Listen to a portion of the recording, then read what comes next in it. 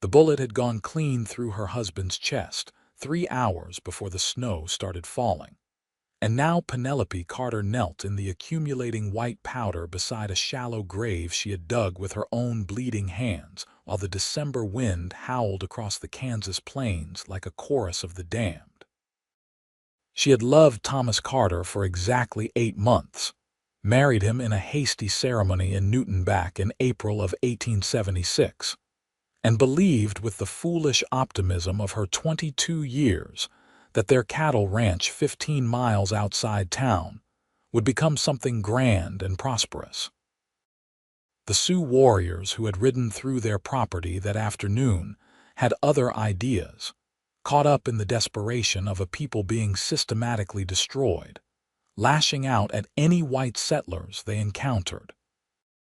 Thomas had tried to reason with them, explain they meant no harm, but reason was a luxury neither side could afford anymore. The shot came from a young brave's rifle, and Thomas had looked at her with such surprise, such confusion, before he crumpled into the dirt. Penelope had hidden in the root cellar while they ransacked the house and barn, taking their 3 horses, the winter provisions, everything of value. When silence finally returned and she emerged to find Thomas still breathing shallowly, she had dragged him inside, tried desperately to stop the bleeding, whispered prayers she had learned as a child in Philadelphia to a God who seemed to have abandoned this brutal frontier entirely. He died as the sun touched the horizon, his last words a whispered apology that broke something fundamental inside her chest. The ground was already starting to freeze, making burial nearly impossible, but she refused to leave him for the wolves and coyotes. Her hands blistered and bled as she scraped at the earth with a rusted shovel, her dress soaked through with melting snow and mud, her blonde hair plastered to her face. When the hole was barely deep enough, she wrapped Thomas in their wedding quilt and lowered him as gently as her exhausted muscles allowed. She tried to say something meaningful, some final words of love or farewell, but her voice came out as animal sounds, raw and broken.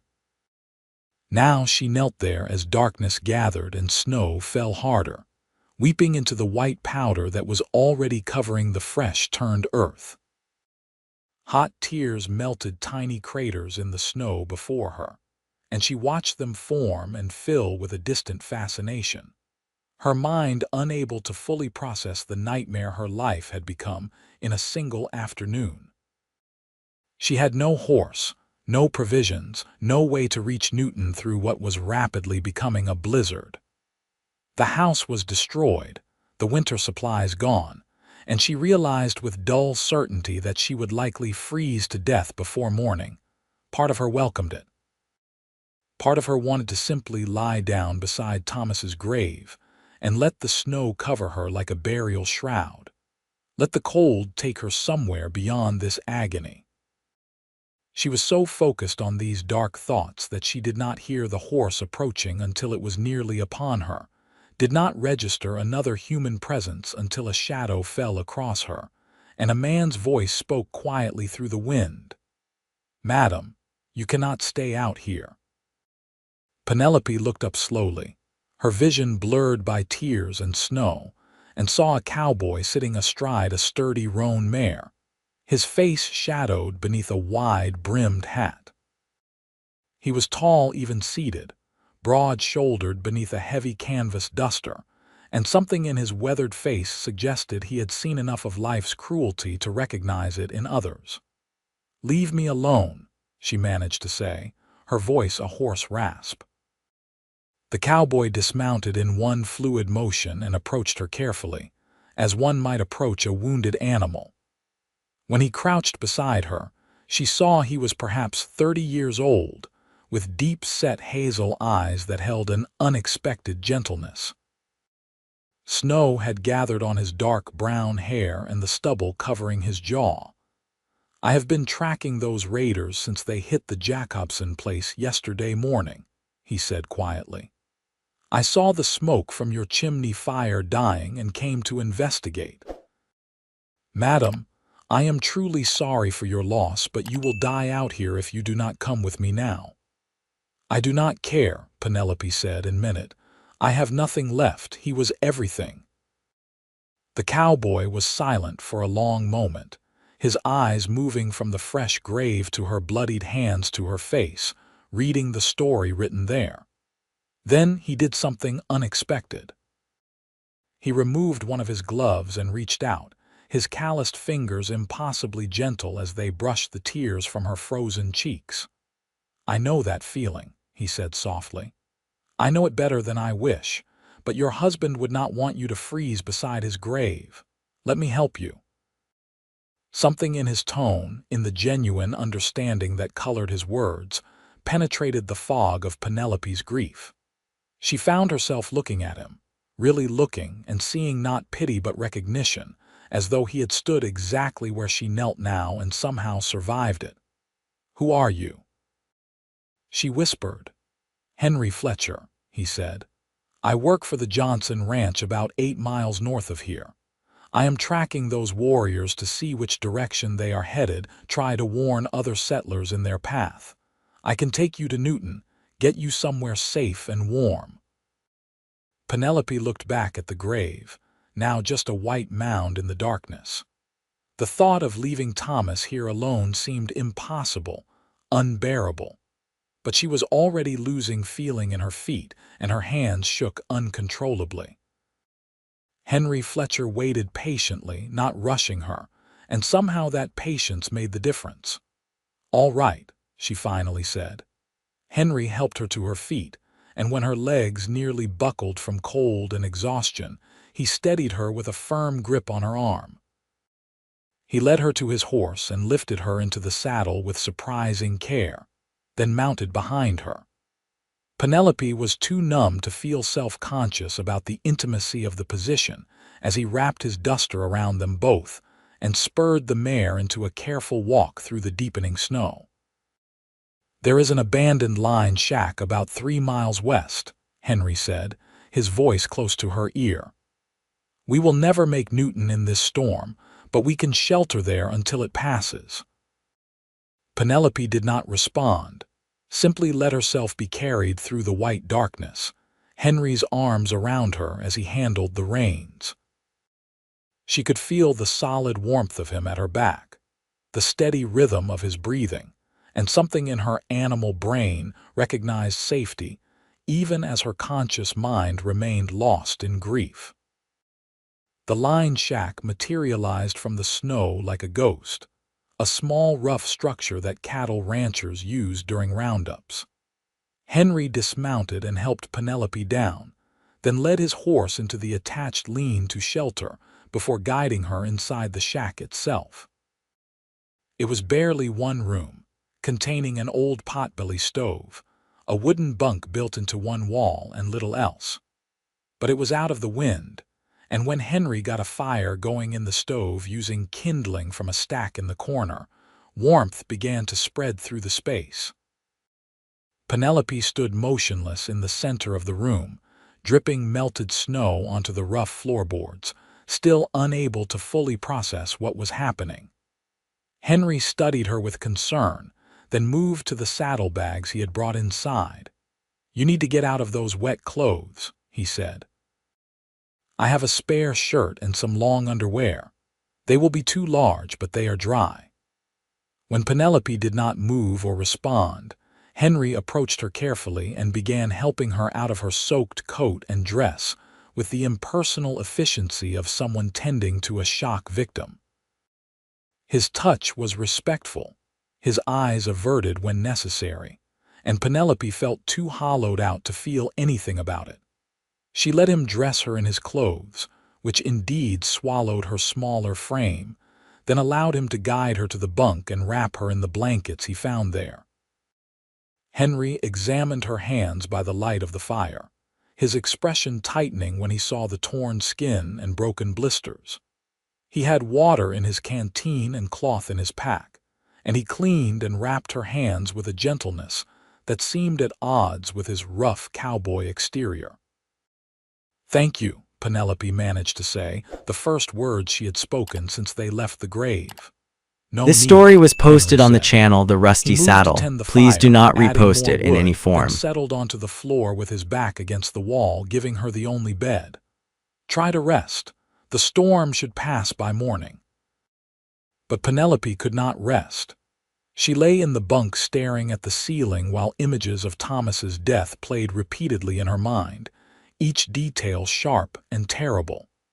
She heard again the crack of the rifle, saw again the surprise in his eyes, felt again the sticky warmth of his blood on her hands. Tears leaked from the corners of her eyes and tracked into her hair. "Tell me about him," Henry said quietly from his spot by the stove. Penelope turned her head to look at him. He was watching the fire, his profile sharp in the flickering light. "Why?" she asked. "Because talking sometimes helps, because silence can be worse." He glanced at her. "And because I suspect you have no one else to tell." He was right about that. Penelope had no family in Kansas, no close friends in Newton yet. She and Thomas had been building their life in relative isolation. Two dreamers from back east who thought they could tame the frontier through hard work and love. The words began to come haltingly at first, then faster, spilling out of her like water from a broken dam. She told Henry about meeting Thomas in Philadelphia, how he had courted her with poetry and promises of adventure. About their wedding and the train journey west, filled with hope and excitement. About their first sight of the land they had purchased, how empty and vast it seemed, both terrifying and thrilling. About the months of back-breaking work, building the house and barn, trying to establish their herd. About small moments of happiness, Thomas singing while he worked, dancing with her in the kitchen by lamplight, planning the family they would raise. Henry listened without interrupting, occasionally feeding the fire, his presence somehow making it easier to speak. When Penelope finally fell silent, exhausted by the outpouring, he was quiet for a while before speaking. "I lost my wife 4 years ago," he said. "Her name was Catherine. She died bringing our daughter into the world, and the baby died 2 days later. I blamed myself for a long time. Thought if I had not brought her out here, if we had stayed in Missouri near proper doctors, maybe things would have been different." Penelope felt her breath catch. She sat up slowly, looking at him with new understanding. "I am sorry," she said softly. Henry shook his head. "I only tell you so you know that I understand. That first night after Catherine died, I rode out into the darkness with my rifle, planning to end it. I was so sure I could not survive the pain. But something stopped me. Maybe cowardice, maybe stubbornness. I made it through that night, then the next, then months and years. The pain never disappears entirely, but it becomes something you can carry." "I do not think I can carry it," Penelope whispered. "You can," Henry said with quiet certainty. "You are stronger than you know. You dug that grave with your bare hands in freezing weather. You loved him enough to give him that dignity. That takes strength most people do not possess." Penelope wanted to argue, to insist she was broken beyond repair, but exhaustion was finally overwhelming her. Her eyes grew heavy, and the last thing she saw before sleep claimed her was Henry settling more comfortably against the wall, keeping watch through the night. She woke to gray dawn light filtering through the shack's single window and the smell of coffee. Henry had somehow produced hardtack and bacon from his supplies and was cooking breakfast on the stove. The storm had passed, leaving the world outside blanketed in pristine white. They ate in companionable silence. Then Henry helped Penelope back into her own clothes, which he had dried by the fire during the night. The dress was wrinkled and stained, but at least it was warm. As Henry saddled his horse, Penelope stepped outside and looked back in the direction of her homestead, invisible beyond the snow-covered hills. "I need to go back," she said. "I cannot just leave everything." Henry paused in tightening the cinch. "There is nothing to go back to," he said gently. "Your house was ransacked. The livestock are gone, and those raiders could return." "Thomas's grave," Penelope said, her voice breaking. "I cannot just abandon him." Henry came to stand beside her, following her gaze across the white landscape. "You are not abandoning him. His memory stays with you, but the dead are beyond our help, and you need to think about your own survival now." Penelope knew he was right, but the knowledge did nothing to ease the guilt that gnawed at her. Still, when Henry helped her onto the horse, she did not protest. They rode through the snow toward Newton, arriving in town by mid-morning.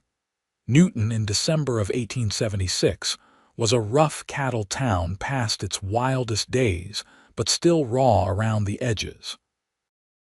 The main street was a frozen mud track lined with false-fronted buildings, and the few people out in the cold moved quickly between destinations. Henry took Penelope directly to the boarding house run by a widow named Mrs. Sarah Mitchell, a stern but kind woman in her 50s who took one look at Penelope's face and ushered her inside without questions. "She lost her husband yesterday," Henry explained quietly while Mrs. Mitchell settled Penelope into a chair by the parlor fire. "Sue Raid. I found her at the homestead." Mrs. Mitchell's expression softened. She had lost her own husband to a horse accident 3 years prior and knew the particular devastation of sudden widowhood. "She can stay here as long as she needs," she said firmly. "Does she have family to contact?" Penelope roused herself enough to answer. "No one close.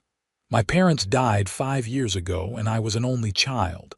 Thomas had a brother in Colorado, but we were not in contact." "Then you stay here," Mrs. Mitchell said. "We will sort out the practicalities later." Henry lingered in the doorway, his hat in his hands, looking uncertain for the first time since Penelope had met him. She stood and crossed to him, surprising herself with the steadiness of her legs. "Thank you," she said, meeting his eyes. "You saved my life." "Anyone would have done the same," Henry said, but they both knew that was not true. The frontier was full of men who would have ridden past, unwilling to involve themselves in another person's tragedy.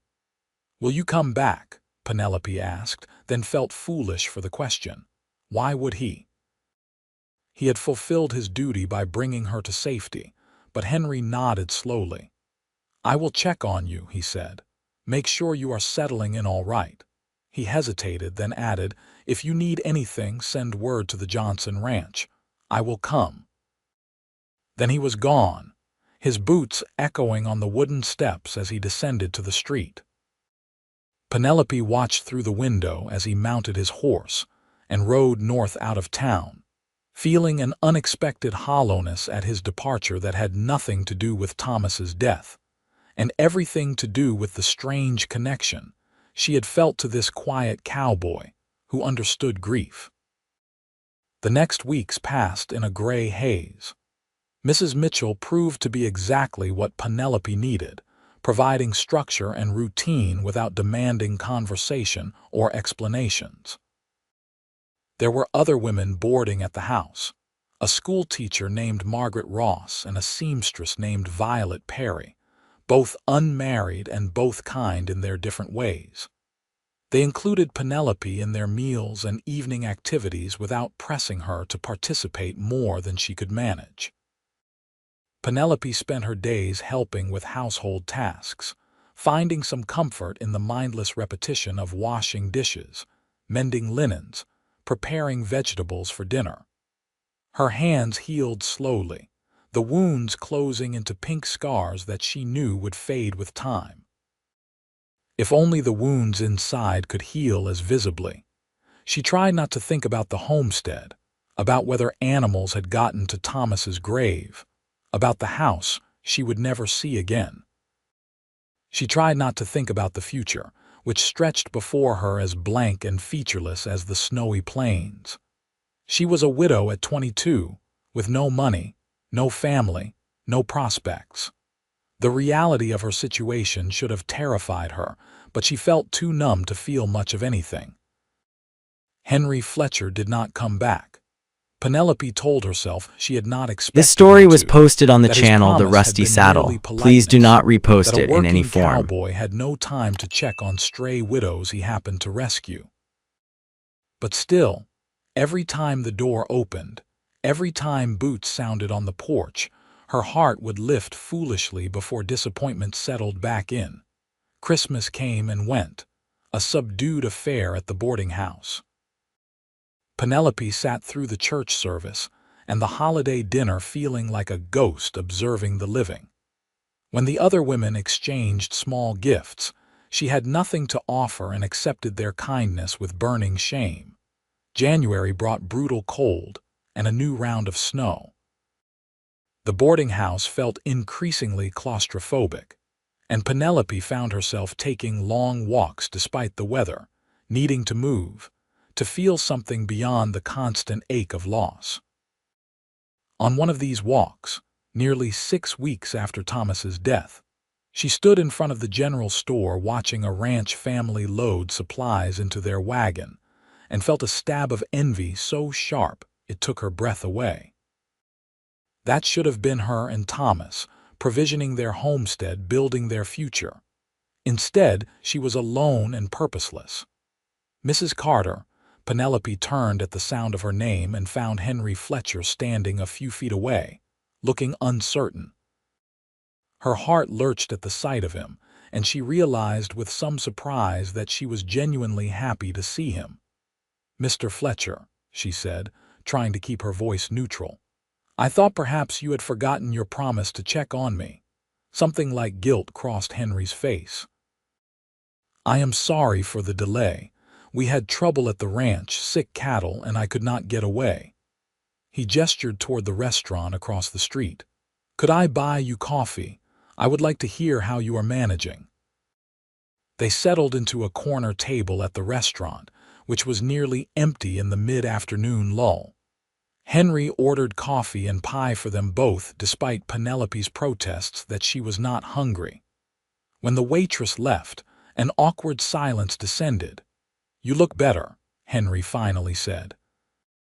"More color in your face." "I am surviving," Penelope said, "which I suppose is all anyone can ask." "It is a start," Henry agreed. He wrapped his hands around his coffee cup, and Penelope noticed the deep calluses, the old rope burns, the evidence of a life spent in hard physical labor. "Have you thought about what you will do, long term?" Penelope shook her head. "Mrs. Mitchell has been kind enough to let me work for my room and board, but I cannot impose on her charity forever. I suppose I should find proper employment, perhaps as a seamstress or housekeeper. Though I have no references and little experience." "There may be another option," Henry said slowly. "The reason I came to town today, beyond wanting to check on you. My employer, Mrs. Johnson, lost her cook to retirement. She is looking for someone to take over the kitchen. The pay is decent, room and board included. I mentioned that I knew someone who might be interested, and she said to bring you out to the ranch if you wanted to interview." Penelope stared at him. "You secured me a job interview." "I suggested you for one," Henry corrected. "Mrs. Johnson makes her own decisions, but I thought it might suit you better than staying in town. The ranch is a good place, and Mrs. Johnson is fair." Something warm unfurled in Penelope's chest, the first positive feeling she had experienced in weeks. "Why would you do this for me? You barely know me." Henry met her eyes steadily.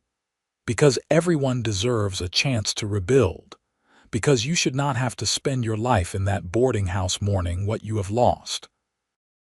And because I would like to think that if Catherine had survived me instead of the other way around, someone would have helped her too."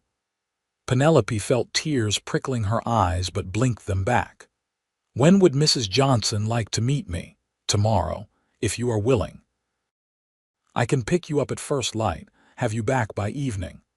"All right," Penelope said. "Yes, thank you." They finished their coffee and pie, the conversation gradually becoming easier as Henry told her stories about the Johnson Ranch and its inhabitants. He painted a picture of a sprawling operation run by a widow who had taken over after her husband's death, and made a success of it through sheer determination. Penelope found herself drawn in, asking questions, feeling something like hope beginning to stir. When they parted outside the restaurant, Henry tipped his hat to her. "I will see you tomorrow, Mrs. Carter." "Penelope," she said impulsively. "Please call me Penelope." Henry smiled, a real smile that transformed his usually serious face. "Penelope," he agreed, "and you should call me Henry." That night, Penelope told Mrs. Mitchell about the potential job. The older woman was encouraging, helping her wash and press her best dress, lending her a proper coat for the journey. Margaret and Violet were excited on her behalf, chattering about the possibilities, and Penelope found herself caught up in their enthusiasm despite her nervousness. Henry arrived exactly at dawn, driving a buckboard wagon rather than riding horseback. The 8-mile journey to the Johnson Ranch took them through beautiful winter-locked country, the snow-covered plains stretching endlessly under a pale blue sky. Henry pointed out landmarks and told stories about the area, and Penelope found herself relaxing, even laughing at one of his drier observations about a neighboring rancher's stubborn mule. The Johnson Ranch was larger and more prosperous than Penelope had imagined. The main house was a 2-story frame structure painted white, with a wide porch and glass windows that spoke of substantial success. Outbuildings dotted the property, including a large barn, bunkhouse, and various sheds and corrals. Cattle bearing the Johnson brand grazed in distant pastures, and horses moved in the near paddock. Mrs. Alina Johnson turned out to be a handsome woman in her late 40s, with steel gray hair and sharp blue eyes that assessed Penelope thoroughly. She invited them into a warm parlor and served tea with her own hands before getting down to business. "Henry speaks well of you," Mrs. Johnson said, "though he admits you have only met under difficult circumstances. Tell me about your cooking experience." Penelope answered honestly, explaining that she had run her own household and cooked for herself and Thomas, but had no professional experience. She described the kinds of meals she could prepare, her comfort with baking, her willingness to learn. Mrs. Johnson listened carefully, then said, "I will be frank with you, Mrs. Carter. This is a working ranch with 12 full-time hands plus seasonal workers during roundup and cattle drives. That means cooking 3 large meals a day, plus providing trail food for the men working distant pastures. It is physically demanding work with long hours, but you would have your own cottage, a decent salary, and 1 full day off each week. Are you prepared for that kind of labor?" Penelope thought about the weeks of numbing routine at the boarding house, the sense of drifting through days without purpose or direction. "Yes," she said firmly. "I need to work, Mrs. Johnson. I need to feel useful again." Something shifted in Mrs. Johnson's expression, a softening that suggested understanding. "Then let me show you the kitchen and cottage, and you can decide if it suits you." The ranch kitchen was a large, well-equipped room attached to the main house, but with its own entrance. It featured a massive cast iron range, long work tables, and shelves stocked with supplies. The cottage was a small 2-room structure behind the main house, simply furnished but clean and private. Penelope fell in love with it immediately, seeing in it the possibility of sanctuary and independence. "I will take the position," she said, "if you are willing to give me a chance." "I am," Mrs. Johnson said. "When can you start?" "Next week," Penelope suggested, thinking of the need to settle things at the boarding house and prepare herself mentally for this new chapter. "Next Monday then, Mrs. Johnson agreed, and they shook hands on it. The ride back to Newton felt shorter, buoyed by Penelope's relief and tentative excitement. Henry seemed pleased, though he said little, just smiled when she thanked him again for the opportunity. "You earned it yourself," he said. This "I story only was made the posted on the introduction. channel The Rusty Saddle. Still," Please do not Penelope repost insisted, it in any "I will form. not forget your kindness." The following Monday, Henry returned with the buckboard to help Penelope move her few possessions to the ranch. Mrs. Mitchell and the other women saw her off with hugs and good wishes, making Penelope promise to visit when she came to town.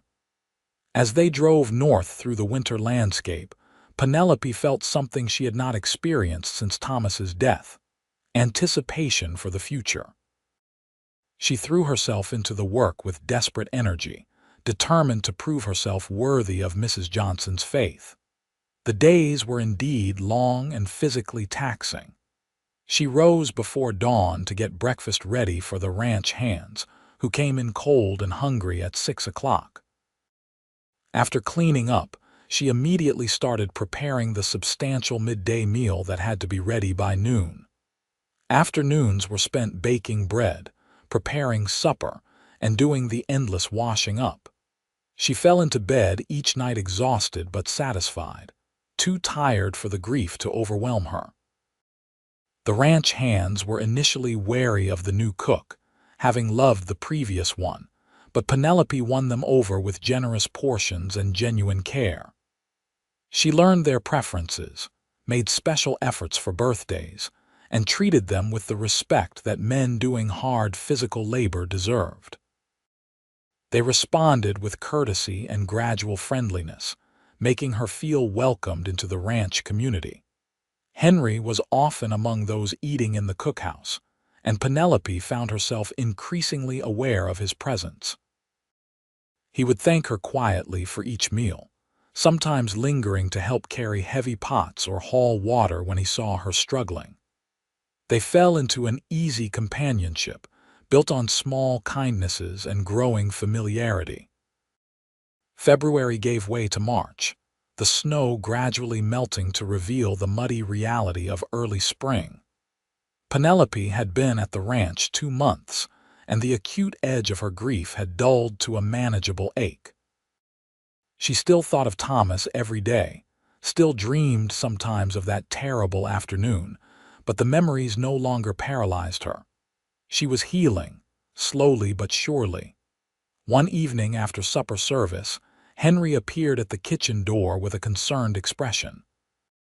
"Penelope, could you come with me for a moment? Mrs. Johnson needs to speak with you."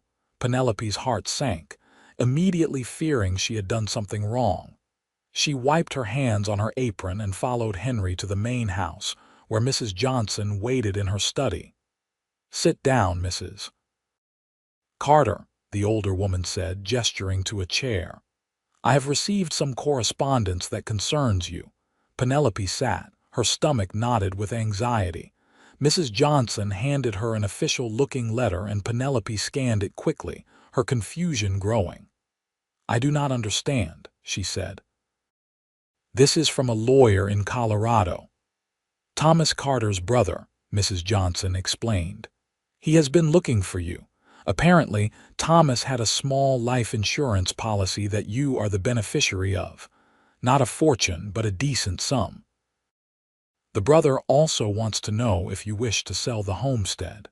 He has found a buyer willing to pay a fair price despite the condition." Penelope stared at the letter, feeling dizzy.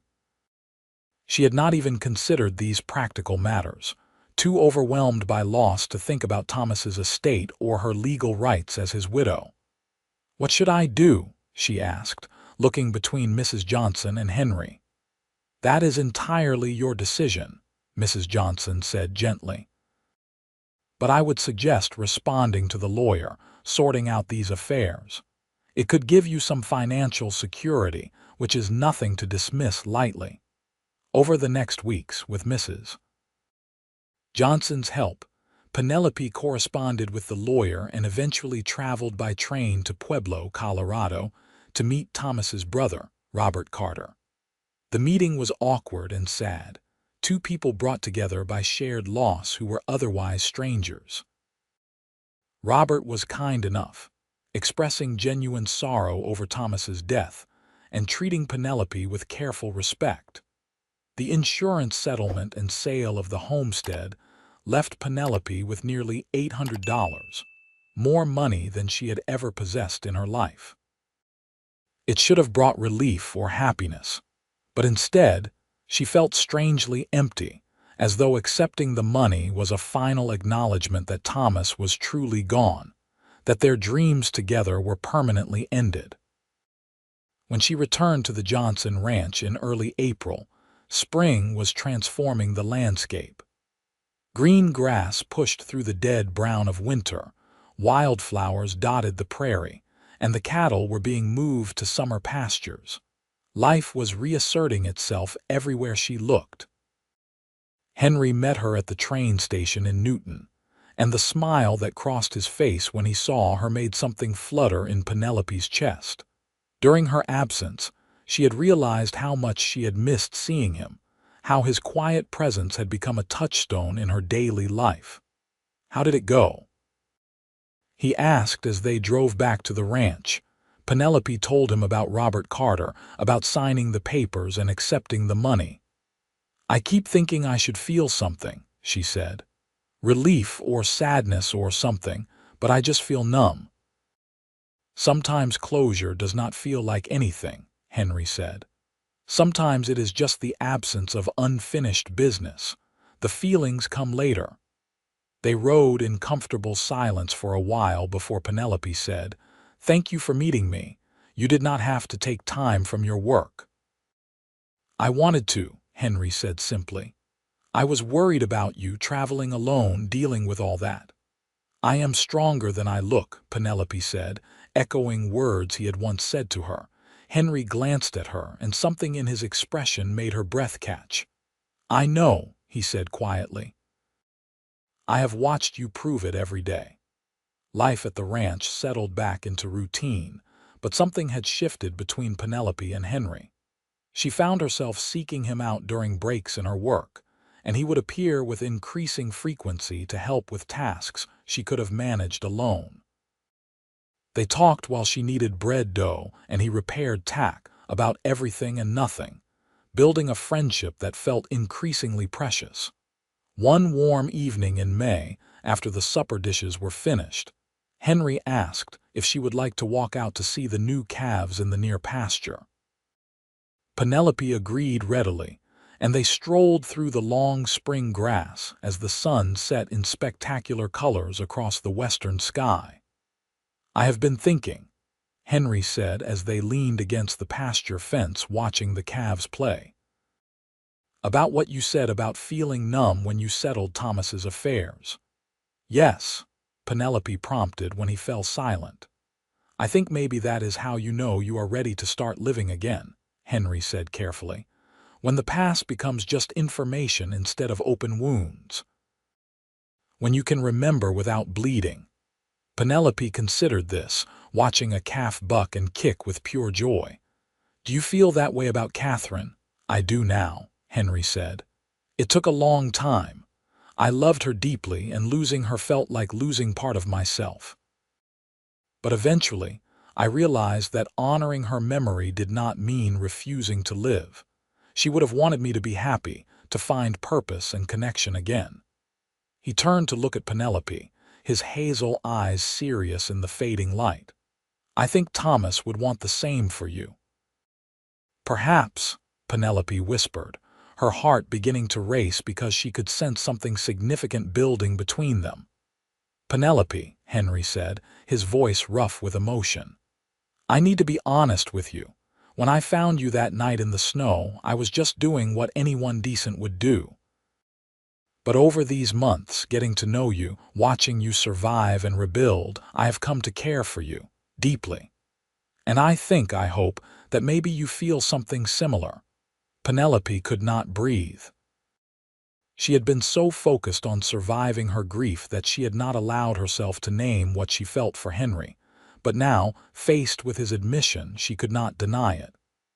"I do," she said. I care for you too, but Henry, I am frightened. What if I am not ready? What if I am betraying Thomas by feeling this way? Henry reached out and took her hand, his touch warm and solid.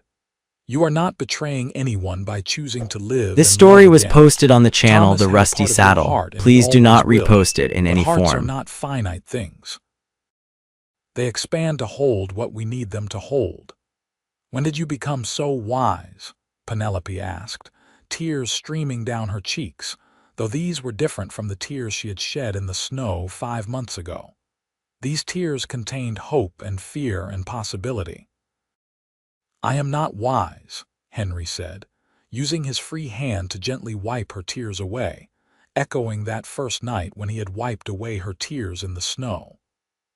I am just a man who knows what loss feels like and what it means to find something worth holding on to again. I would like to court you properly, Penelope. Take time, do things right. I am not asking you to rush into anything, just to give us a chance. Penelope looked at him, this good, patient man who had appeared in her darkest hour and had been quietly steady ever since. She thought about Thomas, about the love they had shared, and felt certain in her bones that he would not want her to spend her life alone and mourning. He had been a generous soul who wanted happiness for everyone he loved. Yes, she said, I would like that. I would like to see where this leads. Henry smiled, that rare, transforming smile that made him handsome, and squeezed her hand gently. They stood together as darkness fell, watching the stars emerge, neither needing to fill the comfortable silence with words. The courtship that followed was unlike anything Penelope had experienced with Thomas. Where her first romance had been whirlwind passion and grand gestures, her growing relationship with Henry was built on steady accumulation of small moments. He brought her wildflowers he found while riding fence lines. She saved him extra biscuits from breakfast. They took evening walks and talked about their pasts, their dreams, the practical realities of frontier life. Henry spoke about Catherine with love but without pain, helping Penelope understand that it was possible to honor the dead while embracing the living.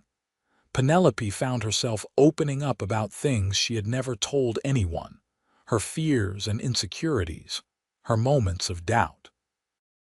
Henry listened without judgment, offering comfort when she needed it and space when she did not. He never pressured her for more than she was ready to give, content to let their relationship develop at its own pace.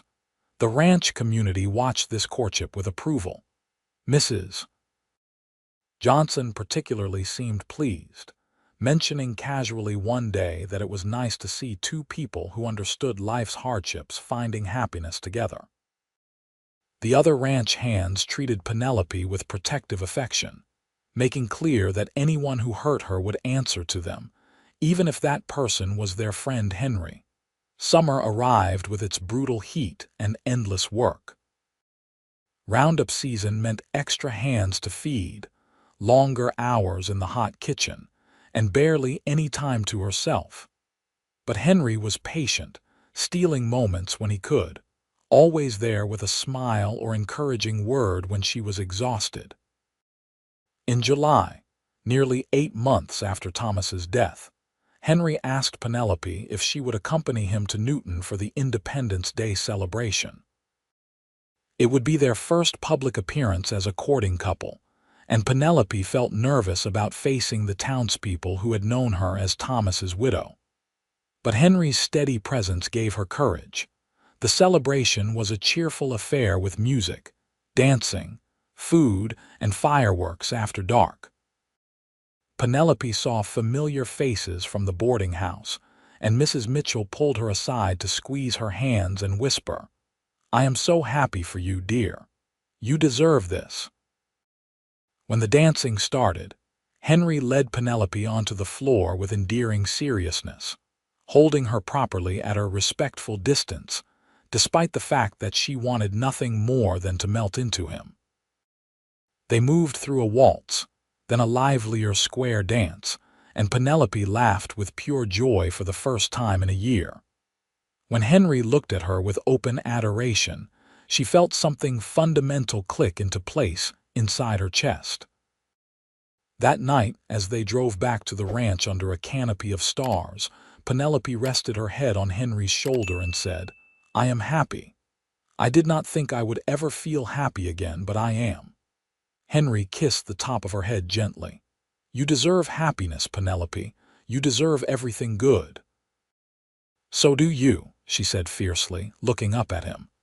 "You have been alone too long, carrying your grief like a burden you had no right to put down. But you deserve love and partnership and joy, Henry Fletcher." "I have found it," Henry said simply. "In you." They sat in the darkness of the buckboard, the horse knowing its way home, and kissed for the first time. It was sweet and tender and filled with promise, and when they finally pulled apart, both were trembling. "I love you," Penelope whispered, surprising herself with the admission. "I love you too," Henry said. "I have for a while now, but I was waiting for the right moment to say it." "Is this the right moment?" Penelope asked, smiling. "Every moment with you feels right," Henry said, then laughed at his own sentimentality. "Listen to me, talking like a dime novel." "I like it," Penelope assured him. "I like everything about you." They courted for another 3 months with increasing seriousness, and in October of 1877, just under a year after Thomas's death, Henry formally proposed. He did it simply, on one of their evening walks, dropping to one knee in the prairie grass and offering her a plain gold band that had belonged to his grandmother. "I know it has not been long," he said, "and I know you have been through more pain than anyone should bear. But I love you, Penelope, and I want to build a life with you. Will you marry me?" Penelope pulled him to his feet and kissed him thoroughly before answering. "Yes," she said. "1,000 times yes. You have given me back my life, Henry. You have shown me that love does not end, it just transforms. I want to be your wife." They married in a small ceremony in Newton in November, with Mrs. Johnson, the ranch hands, and Penelope's friends from the boarding house in attendance. Penelope wore a simple blue dress rather than white, feeling that was more appropriate for a widow remarrying. But when Henry saw her, his face lit with such unguarded love that she felt beautiful anyway. The ceremony was brief but heartfelt, conducted by the same minister who had presided over countless frontier weddings and funerals. When Henry slipped the gold band onto Penelope's finger, she felt Thomas's memory settle peacefully into the past. No longer a source of pain, but a reminder that she had loved and been loved, and could do so again. Mrs. Johnson gifted them a small house on the ranch property, a 2-bedroom structure that had been used for storage but which she had quietly fixed up. It was not grand, but it was theirs, and Penelope fell in love with it immediately. The first night in their new home, Henry carried her over the threshold despite her laughing protests, and they christened their marriage bed with tender passion that spoke of healing and hope. Their life together settled into a comfortable pattern. Penelope continued cooking for the ranch, though Henry helped whenever he could, and they made their little house into a true home. They talked about everything, worked through small conflicts with patience and respect, and built the kind of partnership that only comes from two people who have known loss and choose not to take each other for granted. In the spring of 1878, Penelope realized she was pregnant. The discovery filled her with complicated emotions, joy mixed with fear and even a thread of guilt, as though carrying another man's child somehow dishonored Thomas. Henry, with his usual wisdom, sat with her through these feelings without trying to fix them.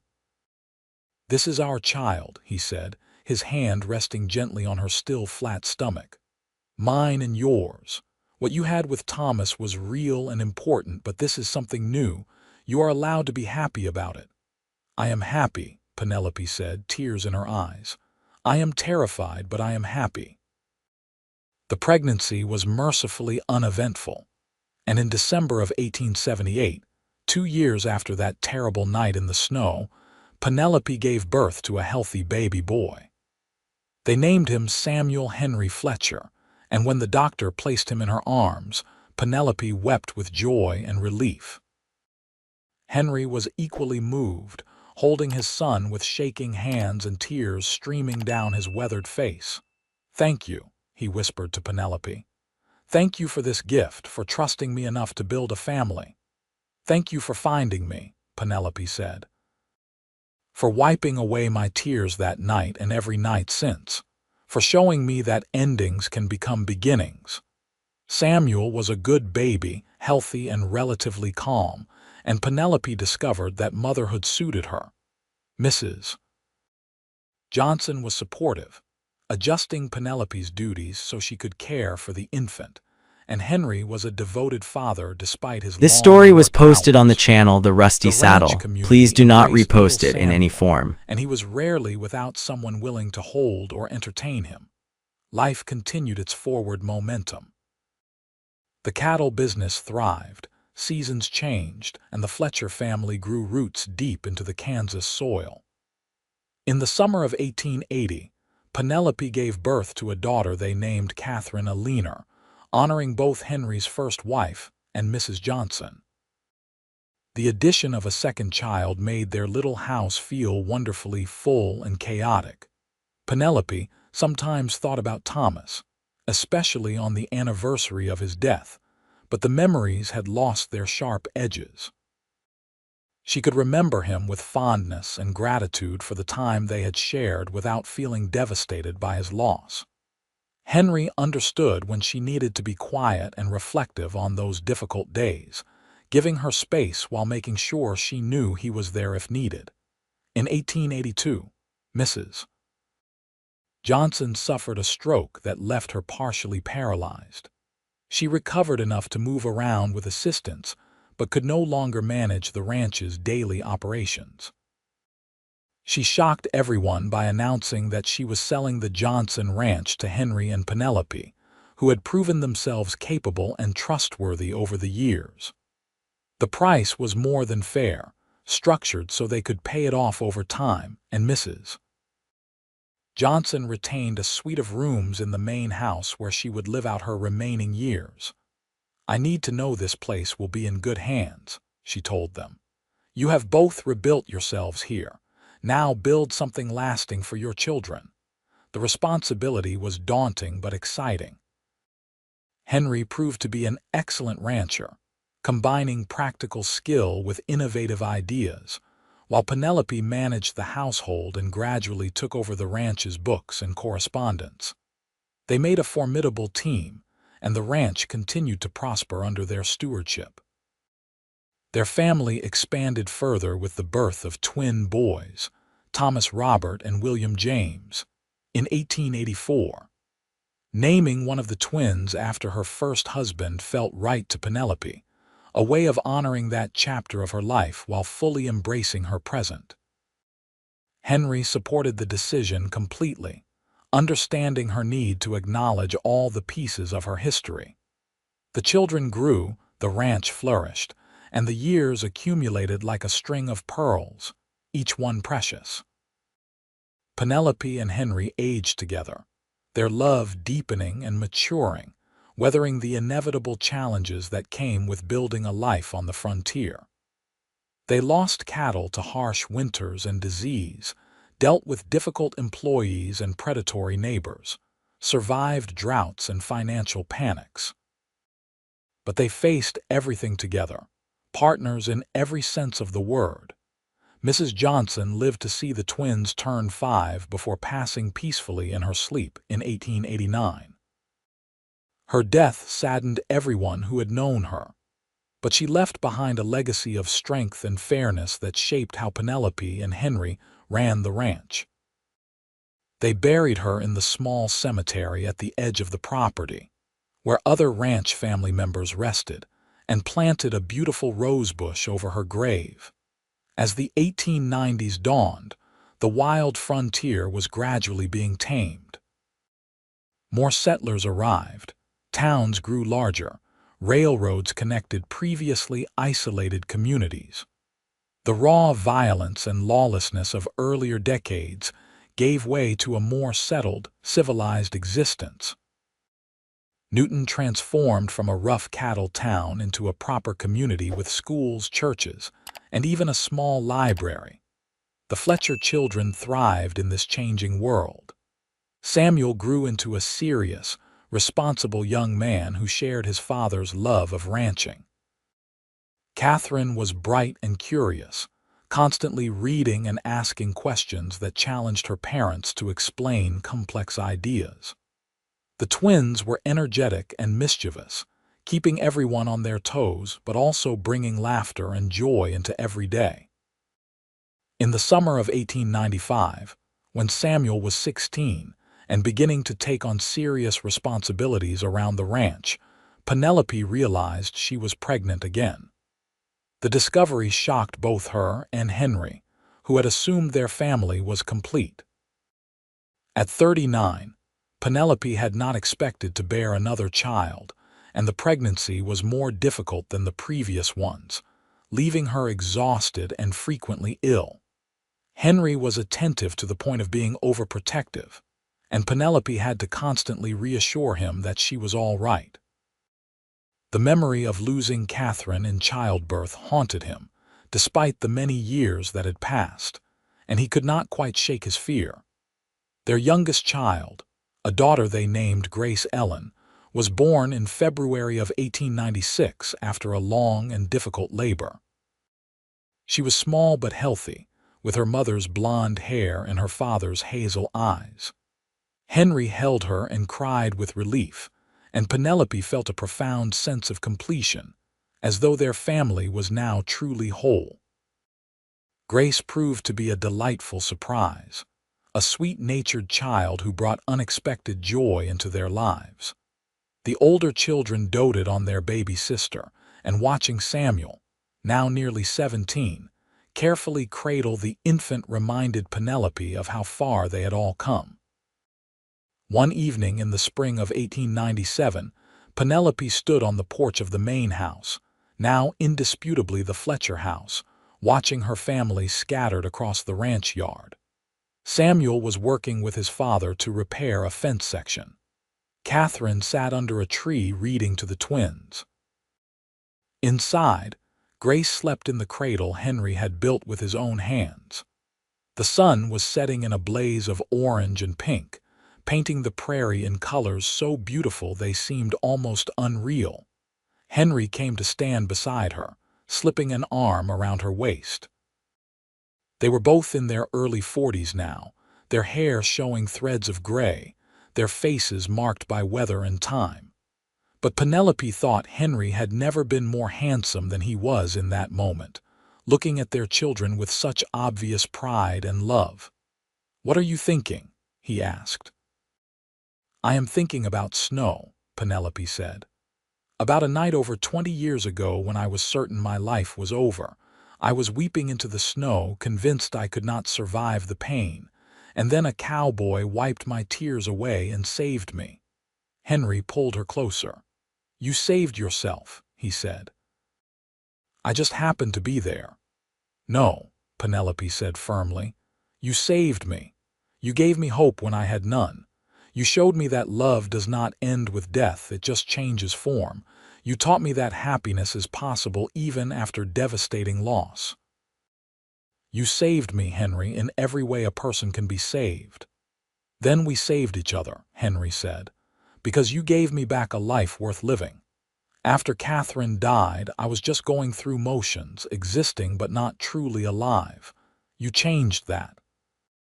You and our children, this family we have built, this is everything I thought I had lost forever." They stood together as darkness gathered, watching their children, secure in their love and partnership. Inside the house, Grace began to cry, wanting her evening feeding, and Penelope moved to care for her. Henry followed, and they moved through the familiar evening routine of settling children, banking fires, preparing for the night. Later, lying in their bed with Henry's arms around her, Penelope thought about the two very different men she had loved. Thomas had been her first love, passionate and romantic, full of dreams but ultimately unprepared for the harsh realities of frontier life. Henry was steady and strong, a man forged by loss into someone capable of deep compassion and enduring commitment. She had loved them both in different ways, and both loves had shaped who she was. "I never This told story you," was posted on the Penelope said channel The quietly Rusty into the Saddle. darkness. Please do not repost it in any "That night form. you found me after you wiped my tears away, I felt something. It was just a spark, barely noticeable under all the grief, but it was there. Recognition, maybe, or hope. Something in me knew even then that you were important." "I felt it too," Henry admitted. "And it terrified me because I thought I was betraying Catherine by feeling anything for another woman so soon. It took me time to understand that the heart makes room." "The heart makes room," Penelope repeated, liking the phrase. "That is exactly right." They made love slowly, tenderly, a reaffirmation of all they had built together. Afterward, drifting toward sleep, Penelope sent a silent thank you into the universe, to whatever force had brought Henry Fletcher riding through the snow that terrible December night. His simple act of kindness had changed the trajectory of her entire life. The years continued their steady march. The children grew and began making their own paths in the world. Samuel eventually married a rancher's daughter from a neighboring county and brought her to the Fletcher Ranch, where they built a house near the main one and began their own family. Catherine went east to attend college, one of the first women from Newton to do so, and returned with a teaching certificate and ideas about starting a school on the ranch for the children of workers. The twins grew into capable young men who loved the land as much as their father did. Grace remained the baby of the family, bright and charming and thoroughly spoiled by her older siblings. Henry and Penelope aged into grandparenthood with Grace, delighting in Samuel's children and eventually Catherine's when she married a lawyer from Newton and started her own family. The ranch continued to prosper under their management, and they became respected members of the community, known for their fairness and generosity. On their 20th wedding anniversary in November of 1897, Henry surprised Penelope with a trip to Denver. It was the first time either of them had left Kansas in years, and they reveled in the luxury of a fine hotel, good restaurants, and time alone together without children or ranch responsibilities. On their last evening, standing on their hotel balcony looking at the distant mountains, Henry pulled out a small box. "I never properly gave you an engagement ring," he said. "We were both so practical, so focused on just moving forward. But I want you to have something beautiful, something that reflects how precious you are to me." Inside the box was a delicate gold ring set with 3 small diamonds, not ostentatious but lovely. Penelope cried as Henry slipped it onto her finger beside her wedding band. 20 years, she said. 20 years of partnership and love and building something meaningful. Henry, you are my great love, my best friend, my partner in everything. I cannot imagine my life without you. You will never have to, Henry promised. We are bound together now for whatever years remain. And when we eventually join Catherine and Thomas and all the others who have gone before, we will go knowing we lived fully and loved deeply. They returned to the ranch refreshed and even more committed to each other. As the new century approached, they began to feel the weight of their years, but also the satisfaction of lives well lived. They had survived terrible losses, rebuilt themselves from ruins, and created something lasting and good.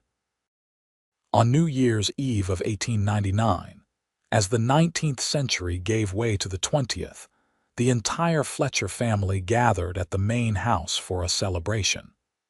Children and grandchildren filled every room, 3 generations of love and survival. At midnight, when the clock struck 12, Henry pulled Penelope close and kissed her thoroughly, not caring that their adult children laughed at this public display of affection. "To the new century," he said, raising a glass of cider. "May it be as kind to our children and grandchildren as the last decades have been to us." They all toasted, and Penelope looked around the room at the family she and Henry had built together, at the legacy they would leave behind. Her eyes filled with happy tears, and Henry, as always, was there to wipe them away, just as he had been that first terrible night in the snow. "Happy?" he asked softly, for her ears alone. "Happier than I ever imagined possible," Penelope said truthfully. "You gave me everything, Henry. You gave me back my life, my heart, my future. You are my home, my love, my forever." "As you are mine," Henry said, "always and forever." They stood together surrounded by family and love, two people who had found each other in the darkness and built something radiant and enduring. The snow had long since melted. The tears had dried, but the love remained constant and true, a testament to the resilience of the human heart and the transformative power of compassion. In the years that followed, they would face new challenges and joys. Grandchildren would be born and grow. Technology would change the world around them. But through it all, Henry and Penelope Fletcher remained partners, anchored by the love that had saved them both and by the choice they made every day to honor that gift. When Henry died peacefully in his sleep in 1912, at the age of 66, Penelope mourned deeply, but without the devastating despair of her youth. They had been granted 31 years together, years full of purpose and meaning and love. She knew she would join him eventually, and the thought brought comfort rather than fear.